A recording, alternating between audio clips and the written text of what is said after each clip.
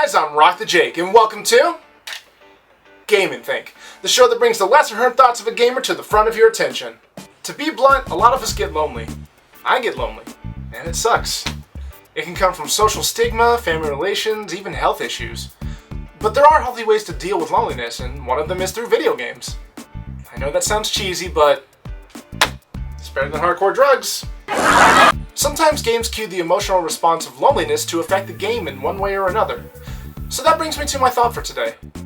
How can loneliness enhance a video game?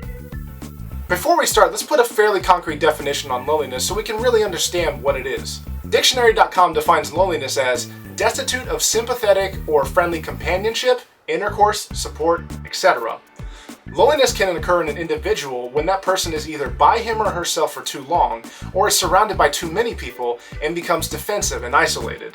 The condition can even worsen to the point of causing health problems like depression and heart disease. So how can a developer use this slowly destructive emotion to make a game better? In quite a few ways, actually.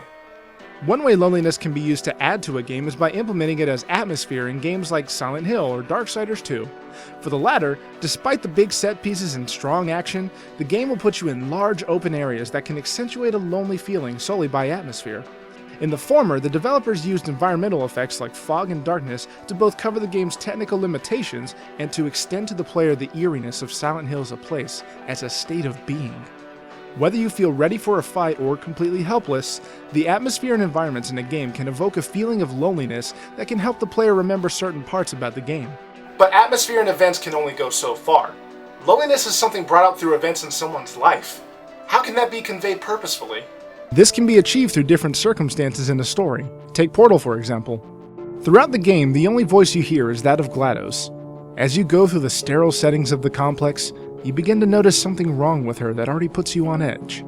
But when she isn't talking, all that's left is you and the hum of the different testing areas. The only times this has changed is when she gives you a companion cube and when you face her at the end. But the companion cube is unique because you do grow a small attachment that's severed very quickly, bringing back that loneliness from before, and even stronger. It's that fleeting moment of happiness that puts the lone journey in perspective and causes an emotional response to what the character goes through. I mentioned earlier that helplessness can cause loneliness like in Silent Hill. The game Limbo also exemplifies the feeling of helplessness throughout most of the game. There is a distinction between the two though, in my opinion.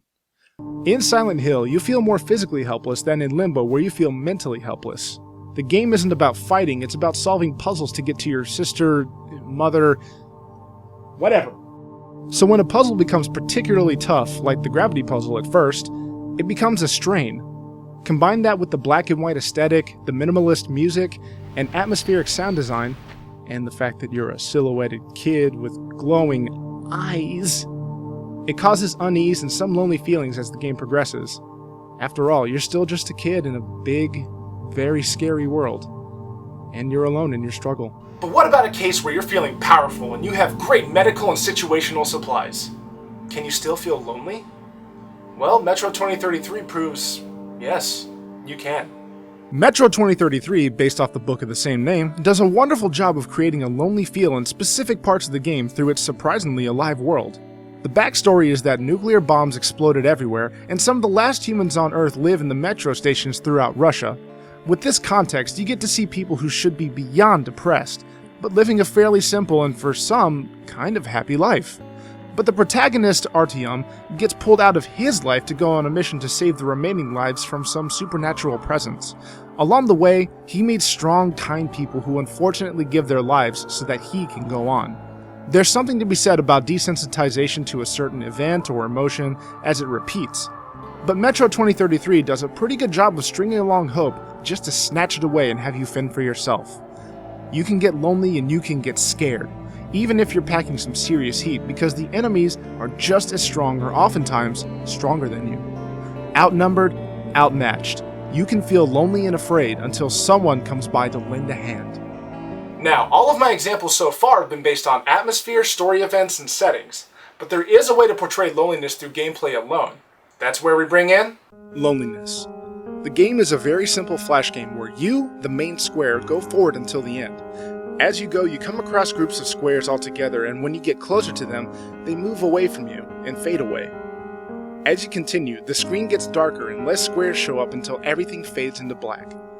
The game was created by Jordan Magnuson based on his observations of Korean children and their social well-being, or lack thereof. Through simple movement and somber music, the game gives just enough information so that the player can let his or her imagination fill in the gaps and grasp the meaning of the game. The isolation of being ignored by the other squares eventually gets to you, and the feelings come forward from the game. It's simple, but powerful design. Emotional connectivity is something most developers seek to gain from a player. Happiness, sadness, fear, wonder.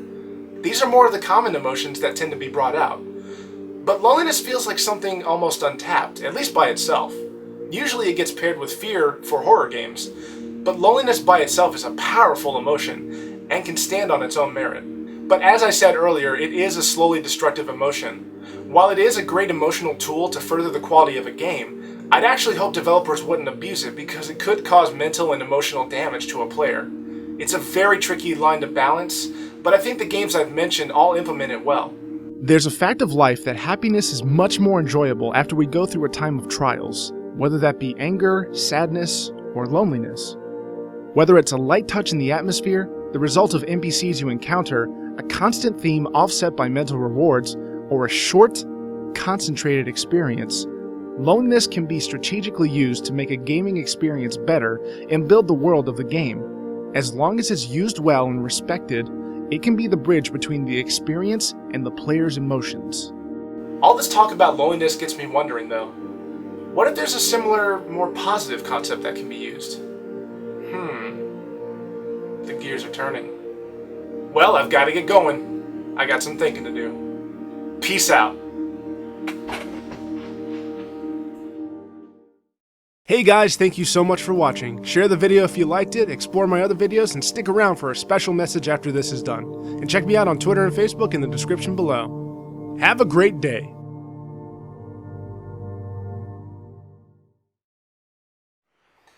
Hey guys, before the video ends, I just want to touch on something. I talked a lot about loneliness and how it can be used positively in gaming today, but I don't want to take away from the fact that it can be a very corrosive emotion and mental state to deal with. I want to encourage you to speak with someone you trust when it feels like things are getting tough and you feel alone. A parent, a friend, a pastor, just someone you trust. And if that doesn't work, call the National Suicide Prevention Lifeline at 1-800-273-8255. The call is free and the person who answers is a trained professional there to help you. Don't be afraid to seek help. And keep your chin up. I'm rooting for you.